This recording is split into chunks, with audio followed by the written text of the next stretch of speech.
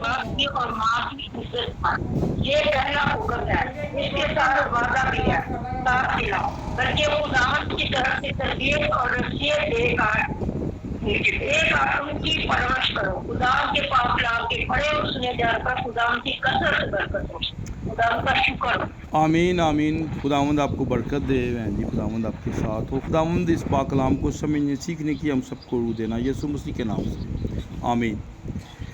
جی تو میرے عزیز بہنوں اور بھائیوں، جیسا کہ ہم نے کلام اقدس میں سے حوالہ تلاوت کیا ہے، اور ایک بات یاد رکھیے گا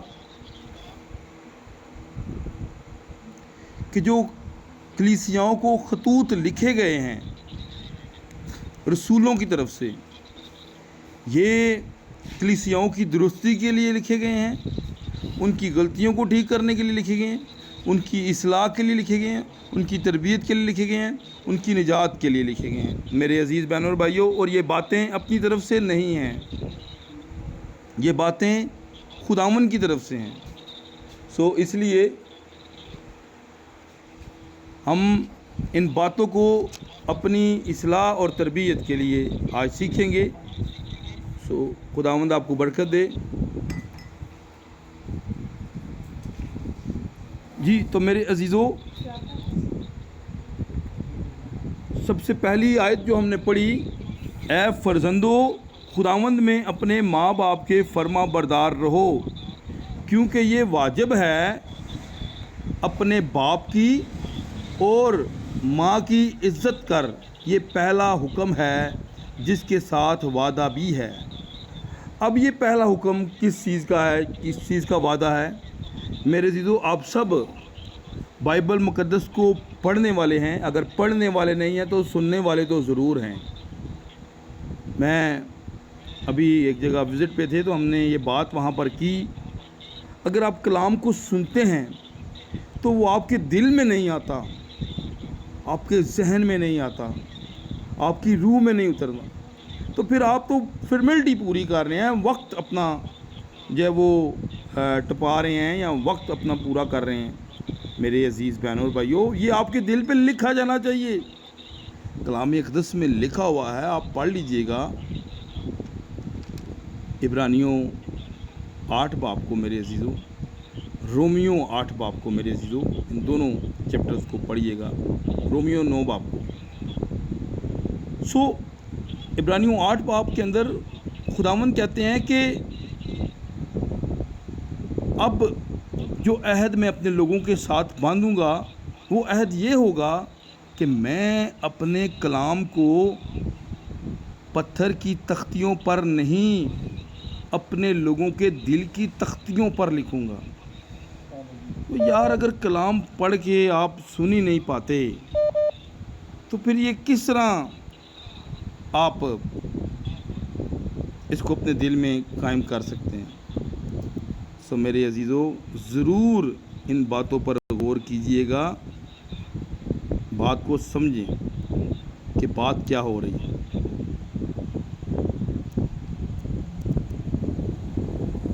میرے عزیز بہنوں اور بھائیوں، جو بات میں آپ کے گوشے گزار کرنا چاہتا ہوں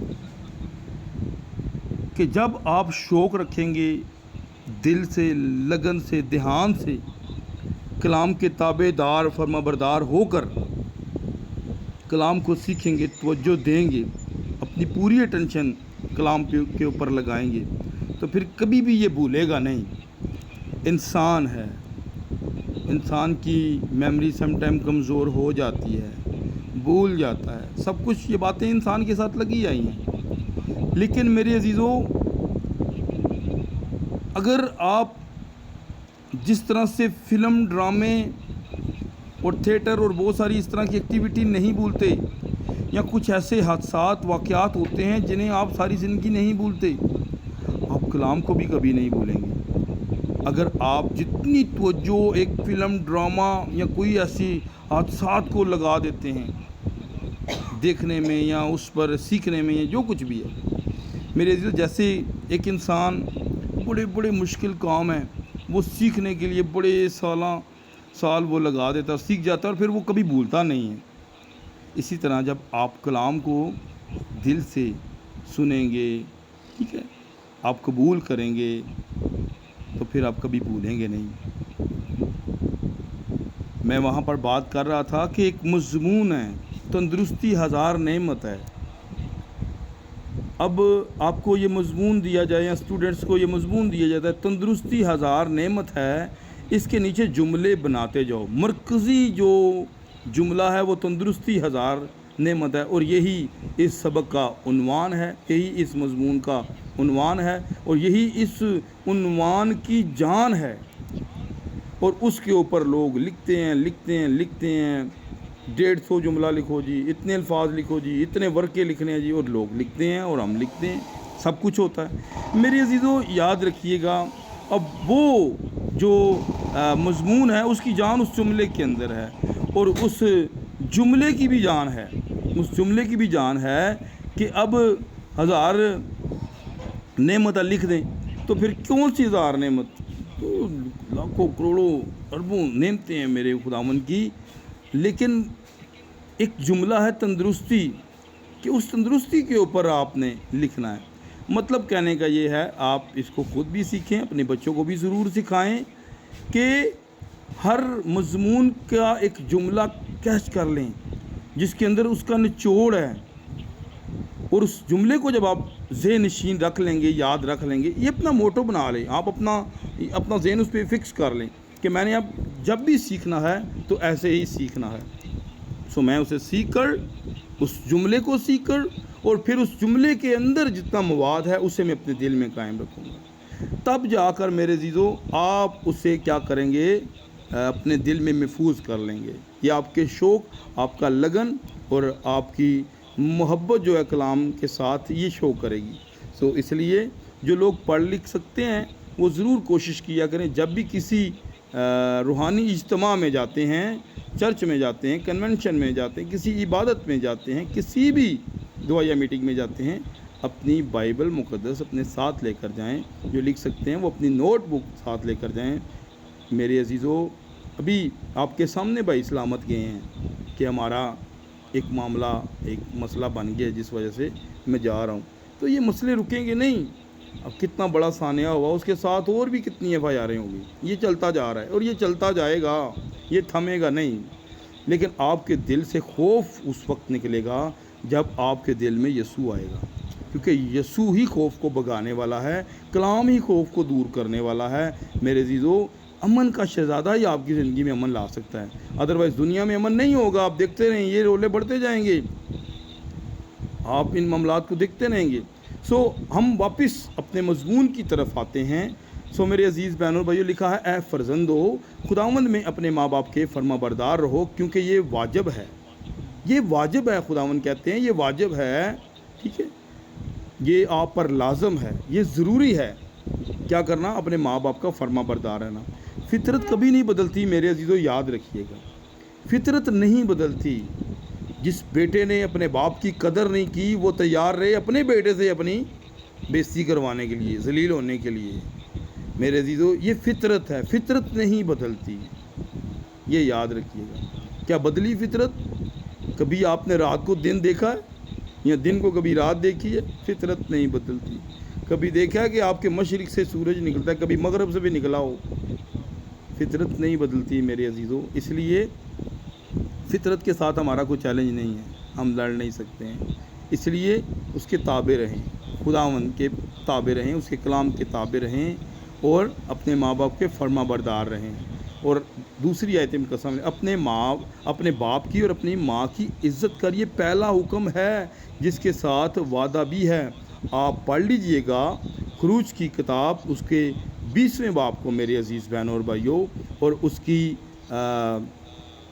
آپ اس میں سارے یہ 10 کمانڈمنٹ جو ہم جن پڑھتے ہیں، ہم تو بہت سارے لوگ ہیں بیسیکلی، میں بھی کیتھلک سے نکلا ہوا ہوں، اور بہت سارے کیتھلکس ہمارے راؤنڈ ابو ہیں، اور وہ جو انہوں نے جو تیار کیے ہوئے ہیں وہ اسی حد تک رہتے ہیں۔ لیکن آپ جب خروج 20 باب کو پڑھیں گے تو آپ کو پورا وہ چیپٹر پورا ایک حکم ملے گا، ٹھیک ہے۔ سو میں اتنی لمبی بات نہیں کرنا چاہتا، کیونکہ پھر یہ ہمارا مضمون جو ہے یہ بڑھتا چلا جائے گا۔ سو میں ٹو دی پوائنٹ رہوں گا اور آپ کو اس مقام پر لانا چاہتا ہوں۔ میں نے یہ اس لیے پہلے بات کی کہ دل سے شوق سے سیکھیں تاکہ ہم ان باتوں کو بھول نہ جائیں. یہ ہماری اصلاح تربیت اور نجات کے لیے، زندگی کے لیے. سو میرے عزیز بہنوں اور بھائیوں، آپ کی گوشے گزار کرتا چلا جاؤں کہ جب استثناء کی کتاب کو آپ پڑھتے ہیں، ٹھیک ہے، استثناء کی کتاب کو آپ پڑھیں گے تو وہاں بھی آپ کو 5ویں باب کے اندر یہ سارے احکام ملیں گے. اور پھر آپ استثناء کی کتاب 4 باب کو پڑھتے ہیں، 6 باب کو پڑھتے ہیں تو وہاں پر فرزندوں کے تعلق سے بہت ساری باتیں لکھی ہوئی ہیں. یہ کبھی خداوند نے چاہا تو پھر اسپیشلی ہم اس پہ ایک ٹاپک رکھیں گے اور اس کے متعلق کچھ سیکھیں گے. سو میرے عزیزو، میں آپ کو جہاں پر لانا چاہ رہا ہوں، میری کوشش ہے کہ میں آپ کو وہاں پر لاؤں، لیکن اس بات کو کبھی بھی نظر انداز مت کیجیے گا کہ ماں باپ کی اگر آپ عزت نہیں کرتے تو آپ خوش رہ پائیں گے. یہ پاسبل نہیں ہے، یہ کلام میں نہیں ہے میرے عزیزو. کلام میں کیا ہے؟ عمر کی درازی. عمر کی درازی ایک بلیسنگ بھی ہے، یاد رکھیے گا. خدا نے برکت کیا دی کہ تو اپنے بچوں کے بچے دیکھے گا، ٹھیک ہے. لیکن اس میں بھی دیکھیں کچھ کیٹیگریز آ جاتی ہیں. کچھ آپ کو اچھے لوگ بھی نظر آئیں گے اور کچھ برے لوگ بھی نظر آئیں گے جن کی عمر دراز ہے. لیکن جو بلیسنگ والے ہیں میرے عزیزوں، وہ دکھوں کے ساتھ نہیں اپنی اولاد کو دیکھتے. ان کی اولاد اگر وہ برکت ہے تو پھر اس کی اولاد اس کے فرما بردار ہوگی، تابع دار ہوگی، اور اس کی اولاد پھر اس کی تابع دار ہوگی. یہ تو میں نے بتایا کہ ایک فطرت ہے. سو اس لیے اگر بلیسنگ کو دیکھنا ہے تو پھر آپ کو کلام کو ساتھ رکھنا پڑے گا. کلام میں سے آپ جب کسی بھی خاندان کو، کسی بھی خادم کو، کسی بھی شخص کو، کسی بھی قوم کو، کسی بھی تعلیم کو، کسی بھی چیز کو گزاریں گے تو دودھ کا دودھ اور پانی کا پانی ہو جائے گا. آپ کو پتہ چل جائے گا کہ یہ کتنی کچھ بلیسنگ ہے اس کے اندر. سو میرے عزیز بہنوں اور بھائیوں، اس لیے برکت کا اور جب عام آپ دیکھتے ہیں معاملات کا، اس میں فرق ہوتا ہے. اور تیسری آیت میں لکھا ہوا ہے تاکہ تیرا بھلا ہو اور تیری عمر دراز، زمین پر دراز ہو. اب بھلا ہو رہا ہے، عمر بھی کیا ہو رہی ہے؟ زمین پر دراز ہو رہی ہے. عمر کی درازی کے لیے ایک اور حکم بھی لکھا ہوا ہے کلام میں کہ جس نے چڑیوں کے بوٹ جو ہیں وہ گھونسلوں میں واپس رکھے ہیں، ٹھیک ہے، گرایا نہیں ہے، اس کے لیے بھی عمر کی درازی کا حکم ہے. اور جب 4 آیت مقدسہ کو ہم پڑھتے ہیں، یہ بھی بڑی امپورٹنٹ ہے. ہاں، اکثر اوقات میں بات کرنا چاہوں گا اس پہ، شاید آپ کو تھوڑا سا عجیب بھی لگے، لیکن میرے سے یہ کلام کی بات ہے اور یہ سچائی ہے، یہ صداقت ہے. تقریباً زیادہ تر جو خادمین ہیں، لوگ ہیں، جب وہ کلام سناتے ہیں ماں باپ کی عزت پر تو وہ صرف بچوں کو ہی نصیحت کر رہے ہوتے ہیں، فرزندوں کو ہی نصیحت کر رہے ہوتے ہیں. وہ صرف اور صرف اولاد کو ہی کیا کر رہے ہوتے ہیں؟ پش اپ کر رہے ہوتے ہیں کہ آپ ہی نے یہ کرنا ہے، آپ ہی نے سب کچھ کرنا ہے، آپ نے ایسا کرنا ہے، آپ نے ویسا کرنا ہے. اور کبھی بھی ایسا نہیں ہوتا، بہت کم ہوتا ہے کہ وہ آگے اس بات پر بھی زور دیں کہ اولاد والوں نے کیا کرنا ہے. آگے بچوں کو تو ہم نے بتا دیا، بچوں کو تو سکھا دیا. ہر چیز کا ایک وقت ہوتا ہے. جب لوہا گرم ہوتا ہے تو اس کو جدھر مرضی موڑ سکتے ہیں. مٹی جب گیلی ہوتی ہے تو اس کو جو مرضی آپ بنا لیتے ہیں، اس کو جدھر مرضی موڑ لیتے ہیں.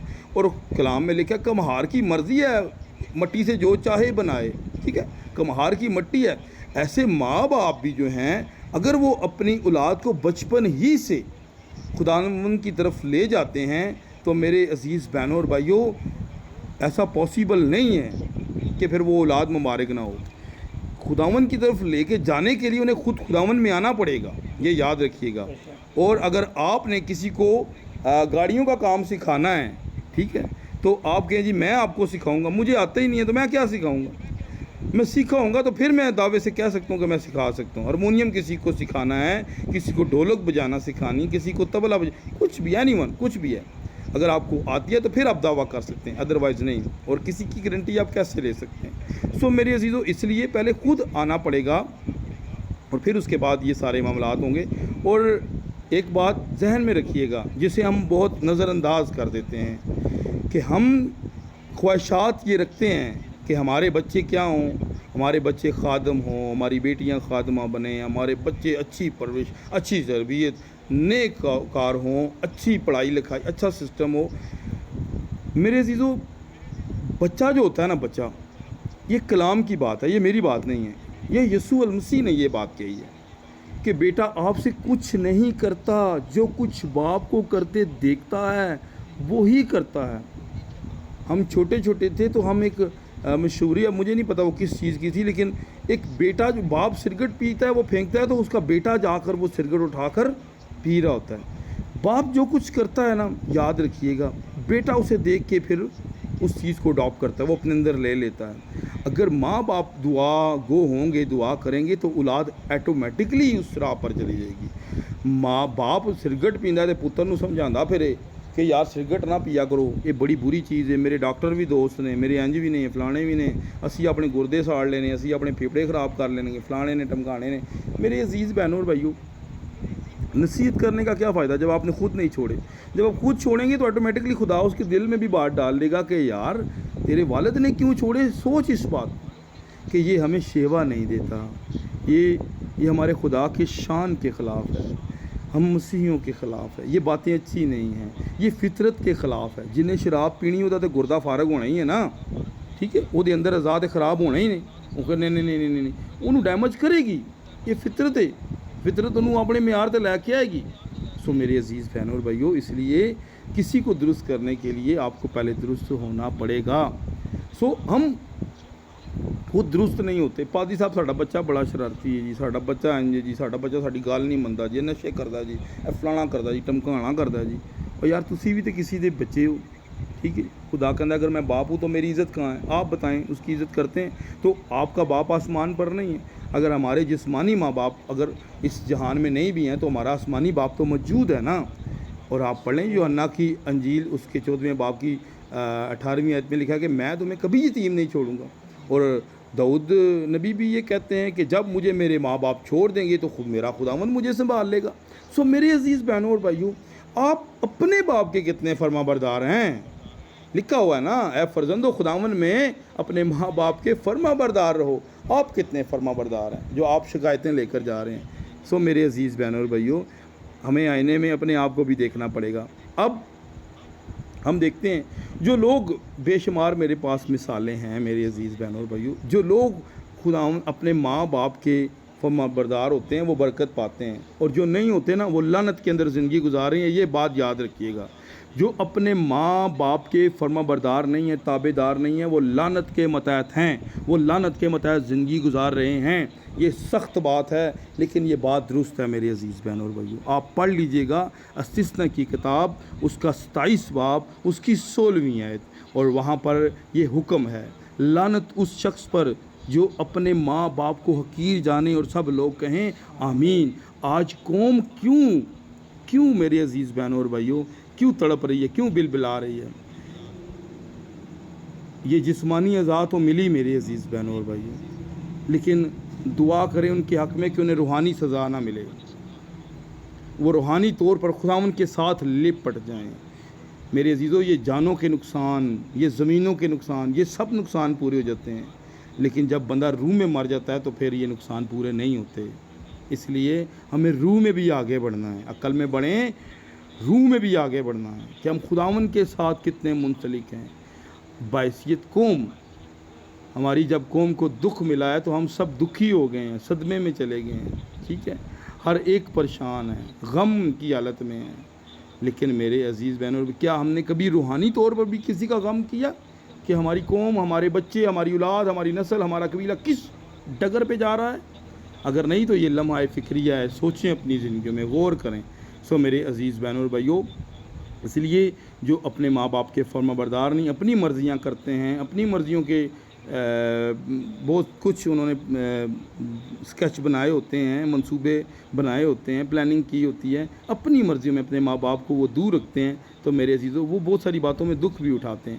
سو اس لیے میں ان سے یہ کہوں گا کہ کلام کے مطابق آپ اپنے ماں باپ کے فرما بردار رہیں۔ اب چوتھی آیت مقدسہ پہ تھوڑی سی بات کرنا چاہوں گا، یہ ہماری اختتامی آیت ہے۔